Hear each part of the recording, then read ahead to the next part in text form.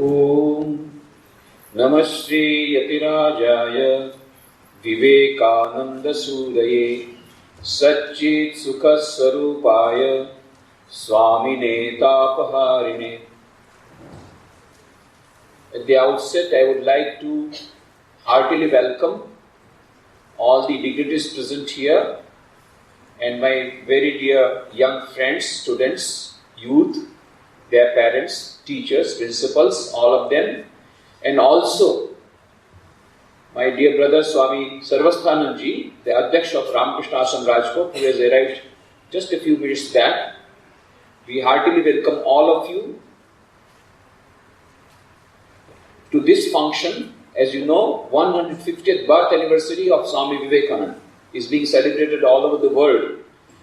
From 2011, it will go and continue till 2014. And we have organized this youth convention as a part of this 150th birth anniversary.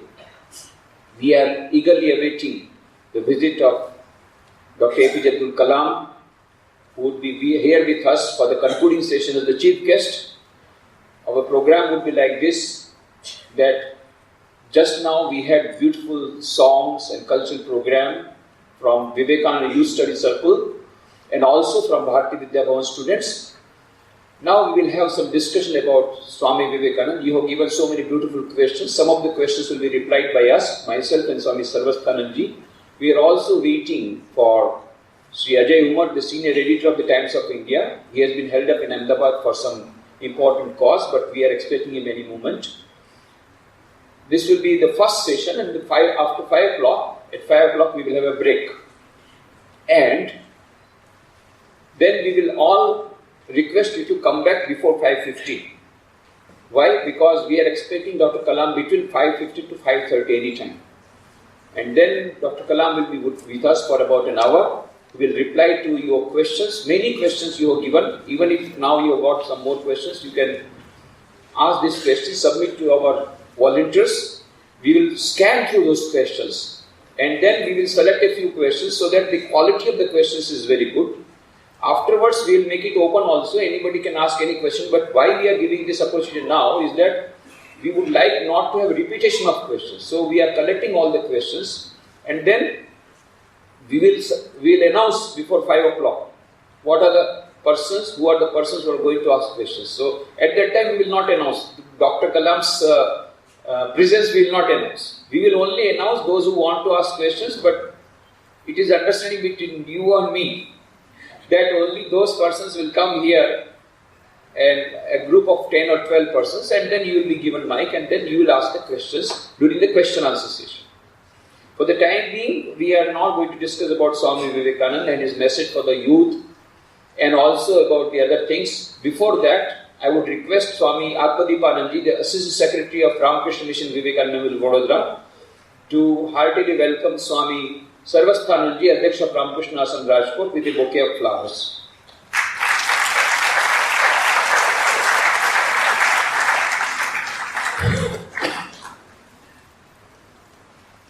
Now, before we start, I would like to ask a few questions.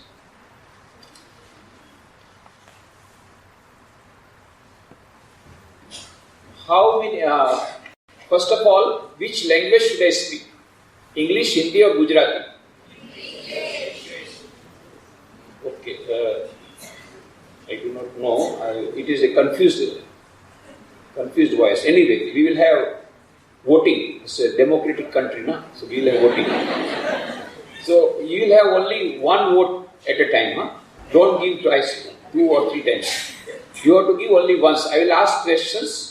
Which language? You have to raise hands. How many of you like English, Hindi, Gujarati? These are the 3 options. So you have to raise hand only once. How many of you like that I should speak in English? Okay.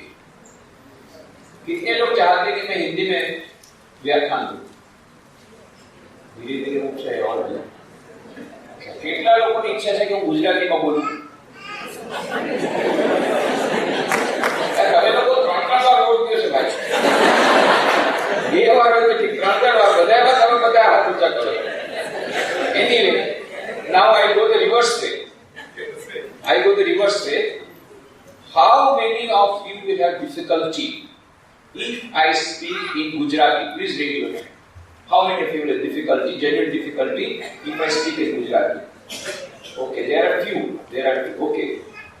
कितने लोगों को difficulty होगी, कठिनाई होगी मुझे समझने में, मुझको मेरे प्रवचन को सुनने में या समझने में? कितने लोगों को डिफिकल्टी होगी हिंदी में बोलूं? हाथ ऊंचा करो। हाथ ऊंचा करेगा उसको अमेरिका भेजूंगा।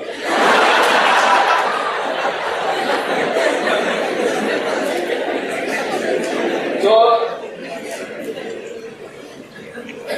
अभी डिसीजन ये हुआ कि हिंदी सब लोग समझते हैं, इंग्लिश कुछ लोग ज्यादा अच्छी तरह समझते हैं क्योंकि भारतवर्षी है। तो जो भी होगा, the situation at present is in paradox that this is Maharaja Sayaji University is great because this is the first university having English medium. So that pride also we have got.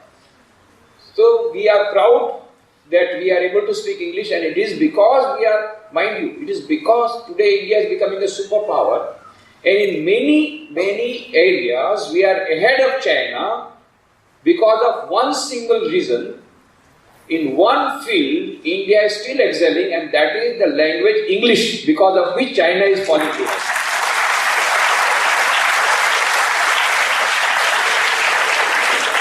So that is our strength. That is our strength. We have to stick to that strength. At the same time, we should be proud of our Rashtra Bhasha. We must be proud of our mother tongue. We must be proud of our Indian language. दोनों होना चाहिए।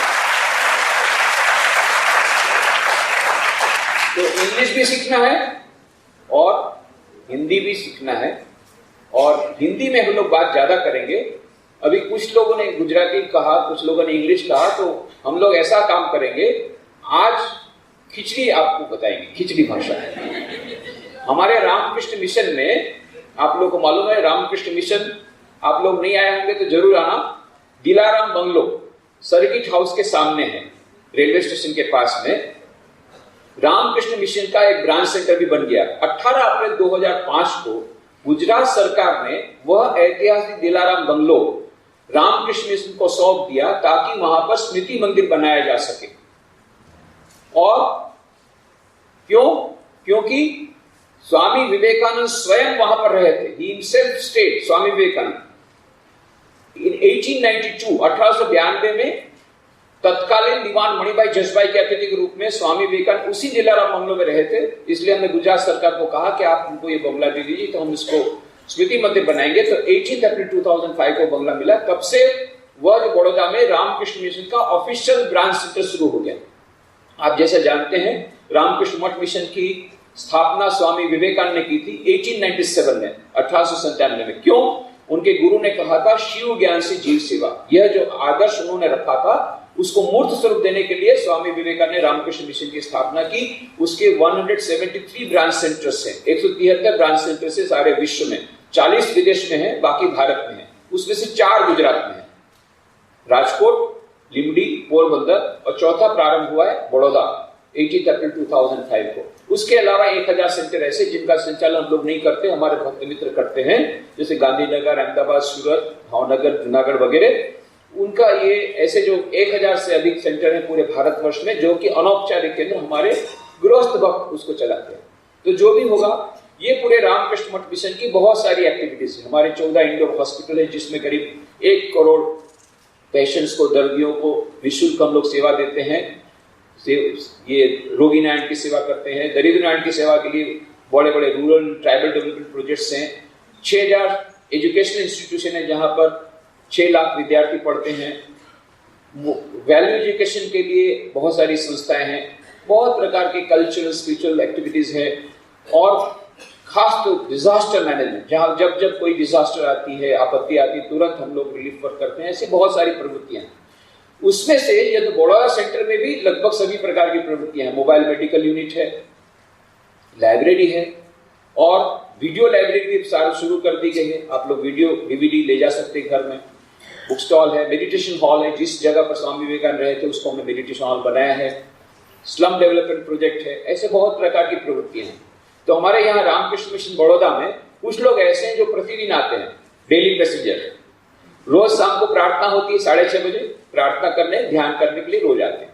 कितने लोग होते हैं जो सप्ताह में एक बार आते हैं? जो सप्ताह में एक बार प्रवचन होता है, सुबह 9:30 से 10:30 गीता पर, और शाम को 7 से 8 श्री रामकृष्ण वचनामृत पर। ये प्रवचन सुनने के लिए सप्ताह में एक बार आते हैं। कुछ लोग आते हैं 15 दिन में एक बार। क्यों? लाइब्रेरी की पुस्तक यदि बदलाएंगे नहीं तो फाइन चलेगा तो लाइब्रेरी की किताब बदलने के लिए 15 दिन में एक बार आते हैं। और कुछ लोग हैं केवल साल में 5 बार आते हैं। कब? जब खिचड़ी प्रसाद होता है वो खिचड़ी प्रसाद खाने के लिए आते हैं, सुबह मंगल आरती में नहीं आते। फिर विशेष पूजा 7 बजे होती है, 5:30 बजे मंगल आरती में नहीं, 7 बजे पूजा में नहीं, 10:30 बजे हवन नहीं, 12:30 बजे भोग आरती में नहीं, सीधा 1 बजे आते हैं जब खिचड़ी प्रसाद, तो खिचड़ी खाने के लिए आते हैं। तो आज तुम लोग को खिचड़ी खिलाऊंगा, ठीक है?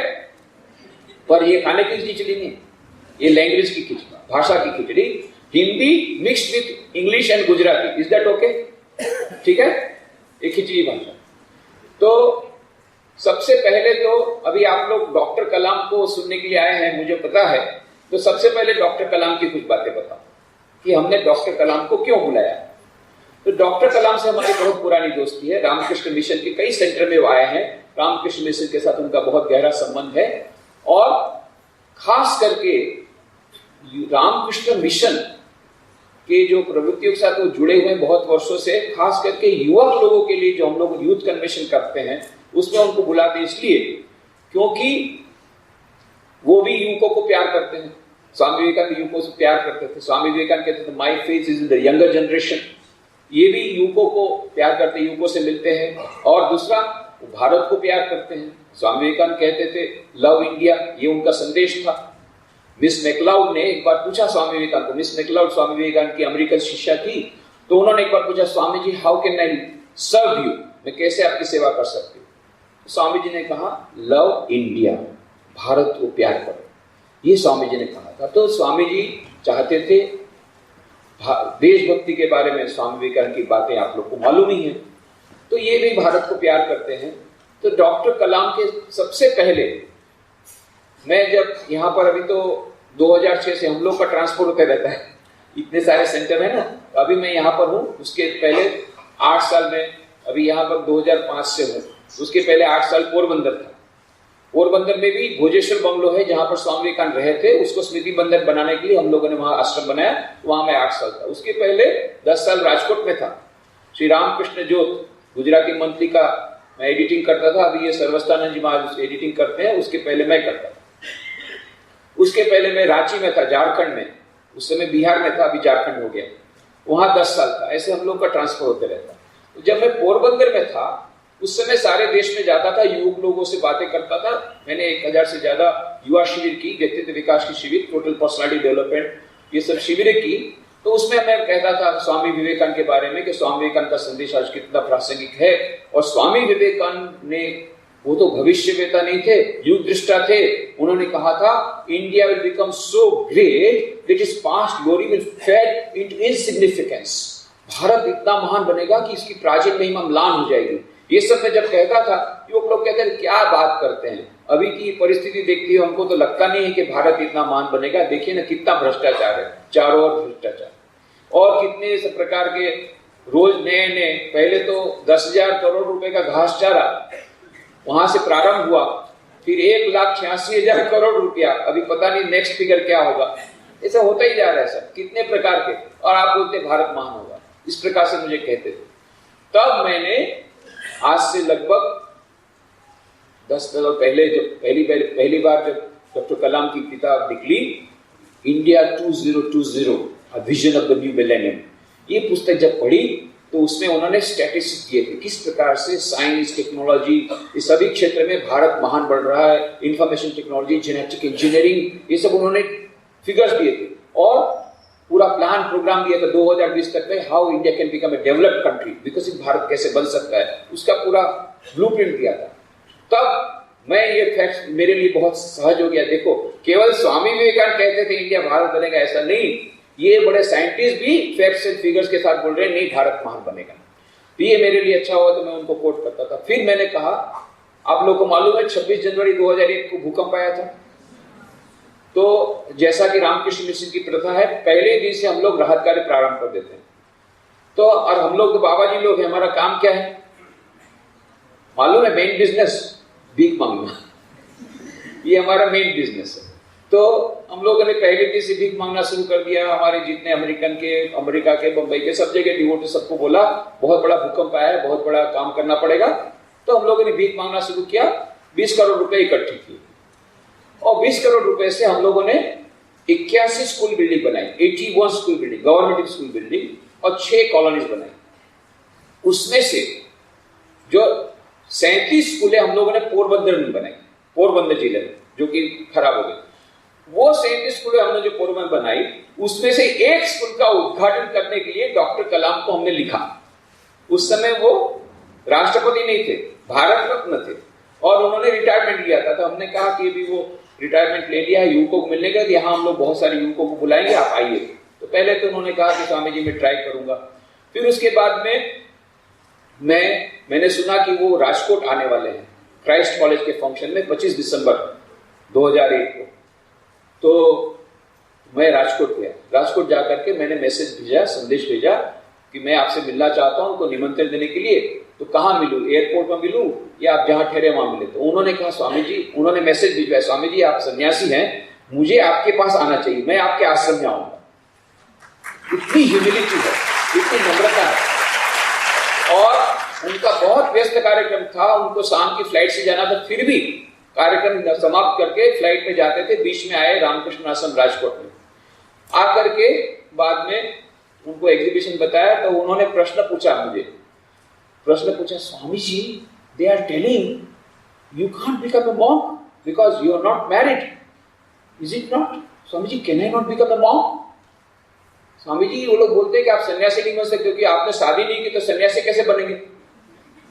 मैं तो चकरा गया, क्योंकि हमारे रामकृष्ण मिशन नियम ऐसा है कि जो अपरिणित है, जो नई शादी किया, वही सन्यासी बन सकता है, जो आजीवन ब्रह्मचारी। और ये उल्टा बात बोल रहा है कि भाई बोले आपने शादी नहीं की तो आप सन्यासी कैसे बनेंगे? तब मैं समझ गया गड़बड़ कहाँ हुई है तब। और समय तो कम था, उसको फ्लाइट पकड़नी थी, इसलिए मैंने तुरंत कहा, you see doctor Kalam, there are 2 types of flights. One flight is a hopping flight. Hopping flight is brahmacharya ashram, गृहस्थ आश्रम, वानप्रस्थ आश्रम and sannyas ashram. If you want to go for a hopping flight, you must go through grihastha ashram, you must get married and then get sannyas. But there is a direct flight also from brahmacharya ashram to sannyas ashram, and we the monks of Ramakrishna order have taken direct. So Dr. Kalam ji कहते हैं I will also take Swami direct. तो इतने simple है। उसके बाद में हम लोगों ने थोड़ा सा डरते पूछा, will you like to go to the temple? तो उन्होंने कहा यस यस यस। गए मंदिर में गए। अब हम लोगों ने मेन गेट से अंदर गए तो उस समय आरती चल रही थी, संध्या आरती। ये जो संध्या आरती चल रही थी, कौन सी? हमारे जितने सेंटर्स में यही आरती चलती, प्रार्थना, जो कि स्वामी विवेकानंद ने खुद ने उसको कंपोज किया था, खुद उन्होंने वो प्रार्थना लिखी थी और गीत उन्होंने, म्यूजिक भी उन्होंने दिया था। तो ये जाकर के doctor Kalam, Swami ji can I speak to the students? वो जो विद्यार्थी लोग आगे बैठे थे फ्रंट में, पूरा जाकर के क्रॉस करके आगे जाकर के विद्यार्थी साथ बैठ गए, जो स्टूडेंट्स लोग गा रहे थे, और जाकर के एकदम समाधि में चले गए, ध्यान में डूब गए। अब ये सेक्रेटरी लोग हम लोग को बोले, स्वामी जी इनको जल्दी उठाइए, प्लेन की देर हो रही है। अब उसको कितना भी बोले, कान में बोला, डॉक्टर कलाम गेटिंग लेट, क्या करें समाधि में। फिर जाकर उनको जोर से पकड़ के इनका कंधा हिलाया, तब जाकर के ऐसे खड़े, doctor Kalam we are getting late for flight. तो तुरंत 10 मिनट में ध्यान किया, तो ऐसा गहरा ध्यान किया, तुरंत उठ करके मंदिर के नीचे आए और उनके जो जूते रखे थे, जूते पहने नहीं, उसको हाथ में पकड़ा, हाथ में पकड़ के दौड़ करके गाड़ी में बैठे और बाद में जूते पहने। फिर हमारे स्वामी जी पूछा, डॉक्टर कलाम व्हाट हैपेंड? तो उन्होंने कहा, you see Swami ji, the music was divine, it entered into my ears, then it entered into my heart, then it entered into my soul, and I was lost. कहते स्वामी जी, वो music इतना, संगीत इतना दिव्य था कि पहले कानों में गया, फिर हृदय में गया, फिर मेरे आत्मा में चला गया और फिर मैं अपना आप को भूल गया। उन्होंने समाधि शब्द यूज नहीं किया, पर यह कहा कि I was lost in meditation. और फिर उन्होंने इग्नाइटेड माइंड्स नाम की जो किताब लिखी उसमें देखना, when I was in Rajkot I had this feeling that I was lost in meditation. I had, for the first time, I had an experience that that time becomes indeterminate when you enter into that super conscious state. इसका first hand experience मुझे राजकोट में मिला, और बाद में पोरबंदर में भी जहां स्वामी जी रहे थे उस कमरे में मेरे को सेम एक्सपीरियंस मिला, ऐसा डॉक्टर कलाम ने कहा। इसीलिए इस बार जब 30 मार्च को आए थे 2008 में आए थे हमारे रामकृष्ण मिशन बड़ौदा में, दिलाराम बंगलो में, तो मैंने इस बार उनको बैठाया नहीं, क्योंकि उनको बहुत कम टाइम था, बैठने से समाधि में चले जाएंगे, तो उनको बैठा ही नहीं, तो खड़े खड़े समाधि में चले गए। खड़े देख रहे हैं हमारा श्राइन स्वामी विवेकानंद का फोटो देख रहे हैं, तो देख ही रहे हैं। फिर उनको बोला भाई जल्दी चलो। तो कहने का मतलब उनका हृदय इतना शुद्ध है कि तुरंत उनको ये दिव्य भाव ये आ जाता है। इसीलिए हम लोग को हम उनको ज्यादा पसंद करते हैं, और बहुत सरल व्यक्तित्व। उसके बाद में तो चले गए एयरपोर्ट, और तब मैंने कहा doctor Kalam, we want to invite you for our function at Porbandar, वहां पर हम लोग एक स्कूल का उद्घाटन करेंगे। तो ये Swami ji I will try. देखा कि ये आई विल ट्राई में कुछ मजा नहीं है, तो मैंने कहा and doctor Kalam we will call thousands of youth to listen to your speech. Oh, then I'll come. वो जो उसमें ट्राई था, इसमें ट्राई I'll come, ऐसा हो गया। तो अब उसके बाद में 2 रिमाइंडर भेजे, बोले Swami ji I am very busy, I will try. तो मैंने फिर आशा छोड़ दी। अचानक एक बार टेलीफोन आया दोपहर को पोरबंदर में, Swami ji I am coming to Porbandar. बोले बहुत अच्छा। पहले तो मैं समझ नहीं पाया, बोले I am doctor Kalam speaking. मैं सोचा वो उनका पीए बोल रहा है, yes yes please give the line to doctor, I am doctor Kalam speaking.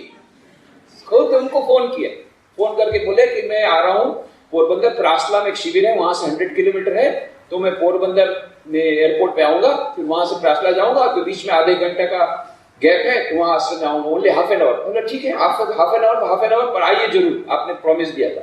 ये Swami ji I will try. दूसरे दिन फिर से फोन आया, स्वामी जी डॉक्टर कलाम स्पीकिंग। क्या हुआ? Swami ji I am so sorry, aeroplane का टाइमिंग चेंज हो गया, पहले 12:30 बजे आता था, अभी 1:30 बजे पोरबंदर आता है, और फिर मेरे को तो 3 बजे तो प्रासला में शिविर है, तो मैं इस बार नहीं आऊंगा। Swami ji I think I will have to make another programme for him.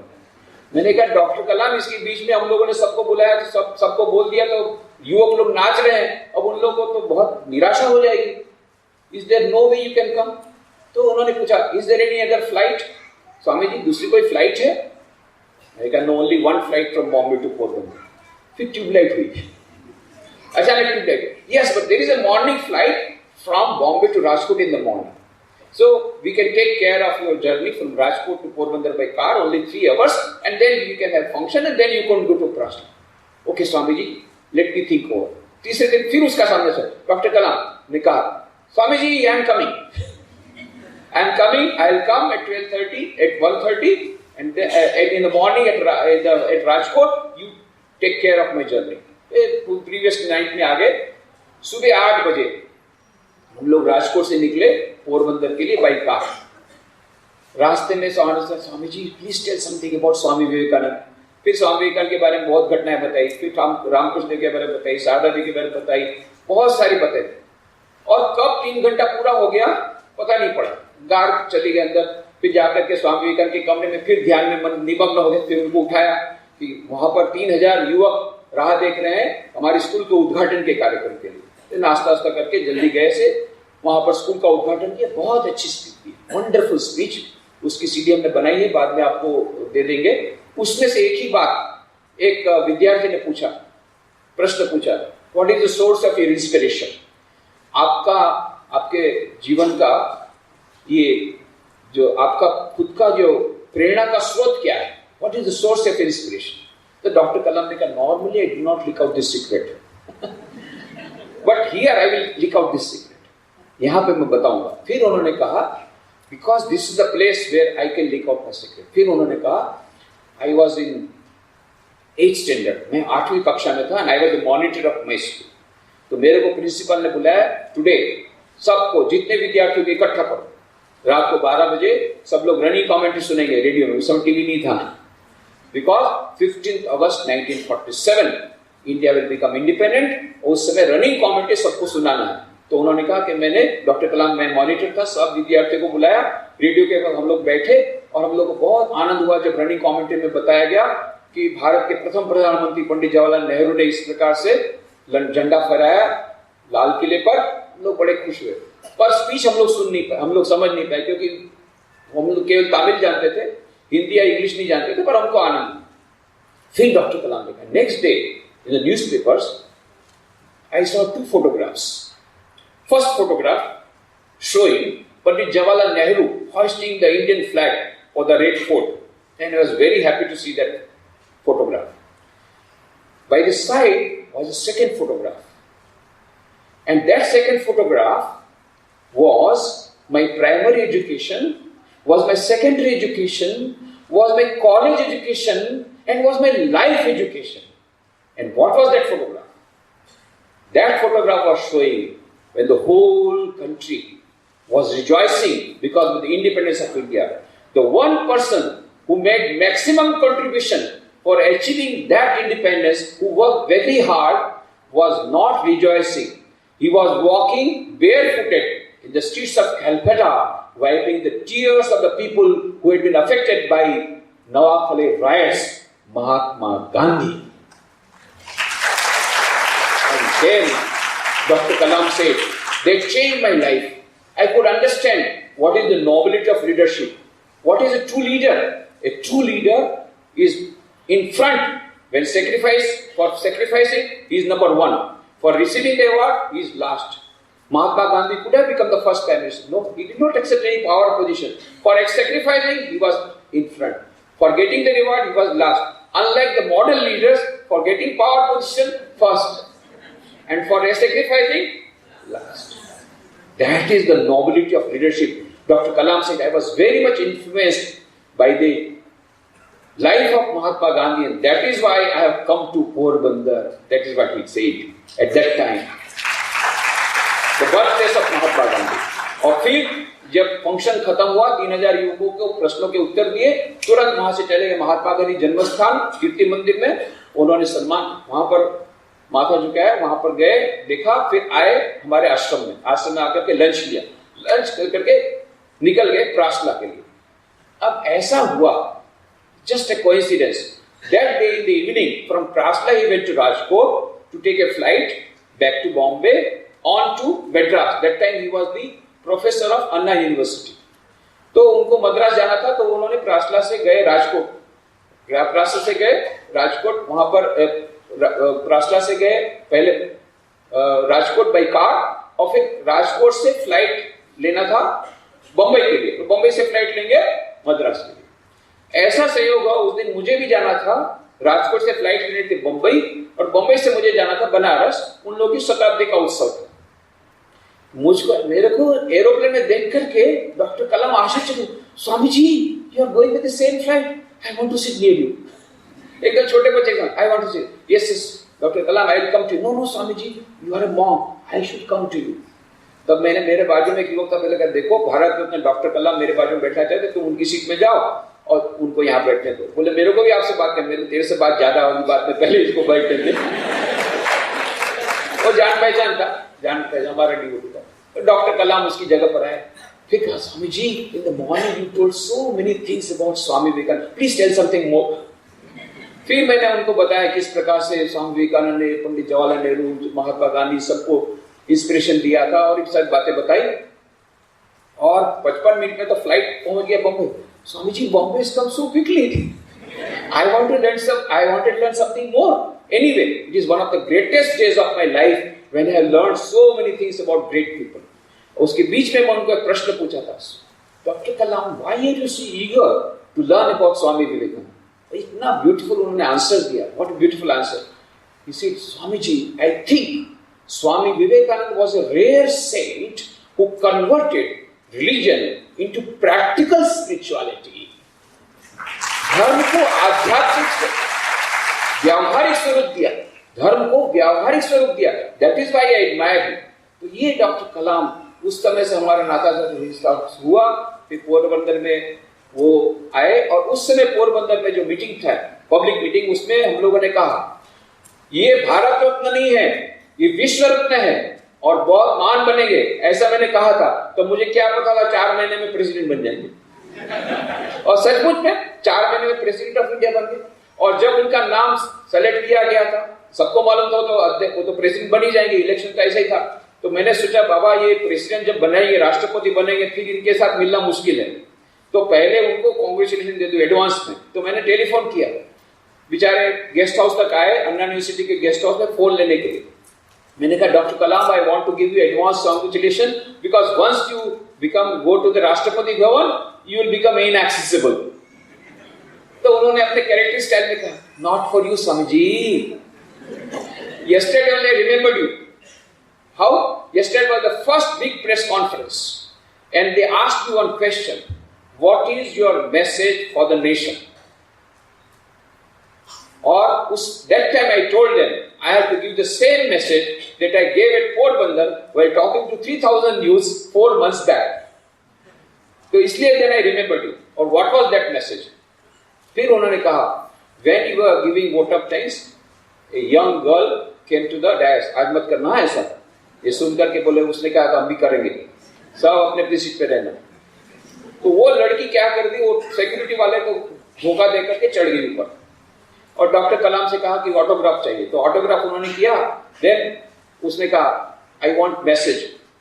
Then doctor Kalam give the message and doctor Kalam told the press conference, I have to give the same message that I gave at that time in Porbandar. What is that? उन्होंने क्या कहा? Doctor Kalam ने कहा, my dear daughter, you will grow with the idea embedded in your mind that nation is more important than individual.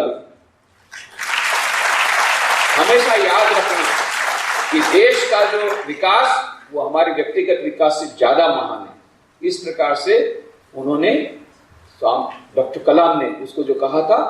फिर उन्होंने कहा, न स्वामी ji, I remember you yesterday. और उसके बाद में फिर तो मैंने कहा कि अब राष्ट्रपति बन गए, फिर भी मैंने उनको एक अच्छा सा पत्र लिखा। मैंने बढ़िया पत्र लिखा, उसमें मैंने कहा doctor Kalam, I want to give advance congratulation because you are the best choice, और व्हाई, उसका पूरा रीजन लिखा। और फिर उसमें मैंने एक सेंटेंस कोट किया। स्वामी विवेकानंद ने एक पत्र लिखा था, मोहम्मद सरफराज हुसैन नैनीताल के थे, वो स्वामी विवेकानंद को बहुत प्रशंसक थे, उनके मित्र थे। उन्होंने पत्र लिखा था मोहम्मद सरफराज हुसैन को, for our country what we need is Vedantic brain with Islamic body that will make India great. Bharat को महान बनाने के लिए हमको इस्लामिक बॉडी चाहिए और Vedantic brain. What he meant was कि हमारा समाज जो होगा वो समाज, उसमें जो इस्लामिक बॉडी मतलब जो समाज में भाईचारा होगा। आप देखिएगा इस्लाम धर्म में कितना भाईचारा है। और दूसरा पर ब्रेन, दर्शन, वेदांत का दर्शन सर्वश्रेष्ठ है। ये दोनों का सम्मेलन जब होगा तो हमारा देश महान बनेगा। ये बात जब उन्होंने कही तो ये बात उन्होंने लेटर में लिखी थी वो मोहम्मद सरफराज हुसैन को। ये मोहम्मद सरफराज हुसैन बाद में स्वामी मोहम्मदानंद बने, उन्होंने ये पत्र बाद में प्रकाशित किया था। तो मैंने वो लेटर कोट कर दिया, बोला what a great coincidence that today a Vedantic brain with Islamic body, सचमुच में Islamic body with Vedantic brain, रोज गीता पढ़ते हैं, a Vedantic brain with Islamic body is now at the top of the position in the country. What a great coincidence. ये जब पत्र लिखा तो उन्होंने छोटा सा उत्तर दिया ईमेल में, Swami ji I appreciate your comments. उसके बाद में मैंने कहा अभी ये राष्ट्रपति बने, इनको छेड़ना ठीक है। एक बार मैं गया था दूसरे काम से दिल्ली गया था, तो मैंने सोचा चलो अभी जा रहे हैं तो एक चांस ले लो, यदि बात में मिल जाए तो। मैंने राष्ट्रपति भवन में फोन किया कि भाई मैं इनसे मिलना चाहता हूँ 5 मिनट के लिए, और हमने जो डीवीडी बनाई है वो डीवीडी दे देना चाहता हूँ। डीवीडी जो हमने 13 फरवरी 2002 को जो स्कूल का उद्घाटन किया था उसकी डीवीडी बनाई थी, वो मैं देना चाहता हूँ। तो सामने से उत्तर आया, डॉक्टर कलाम ने कहा 15 मिनट मिलना है। तो अच्छा भाई 5 के बदले 15 मिनट। तो फिर 16 अप्रैल 2003 की बात है, राष्ट्रपति भवन में मैं गया, जा करके डॉक्टर कलाम के लिए मैं ले गया था बहुत सारी किताबें, स्वामी विवेकानंद की फोटोग्राफ, ये सब लेके गया था। जैसे ही मैं गया ये सब दिया, Swami ji you brought so many things for me, Swami ji आप इतनी सारी चीजें लाए हैं। मैंने चुटकी भर के कहा what can I bring for you, like a fakir I have come to meet an emperor, like Sudama I have come from Sudamapuri to meet an emperor, what can I give to you. मैंने चुटकी भरते कहा, पर देखो उनकी नम्रता देखो, तुरंत उन्होंने कहा only one emperor Swami ji, we are servants of the same emperor. Chameleon touch है ना, बोले स्वामी जी एम्परर तो एक ही है, we are all servants of the same emperor. इतनी नम्रता मैंने देखा, प्रेसिडेंट बनने के बाद भी उतनी नम्रता। और फिर हमारी बहुत सारी बातें हुई, वो सब बातें आपको मेरी वेबसाइट में मिल जाएगी। आपको जो कागज दिया है उसमें हमारी वडोदरा की वेबसाइट है rkvododara.com, उसमें स्लैश लगा देना, /SN, S for Swami, N for Nikhileshwaranand, /SN।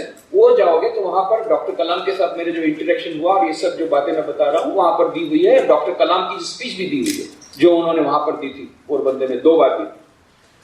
उसके बाद में डॉक्टर कलाम को मैंने कहा कि डॉक्टर कलाम आप प्रेसिडेंट बन गए, अब पोरबंदर के लोग आपको बहुत याद करते हैं, आपको आना पड़ेगा। ये Swami ji I will come to Porbandar.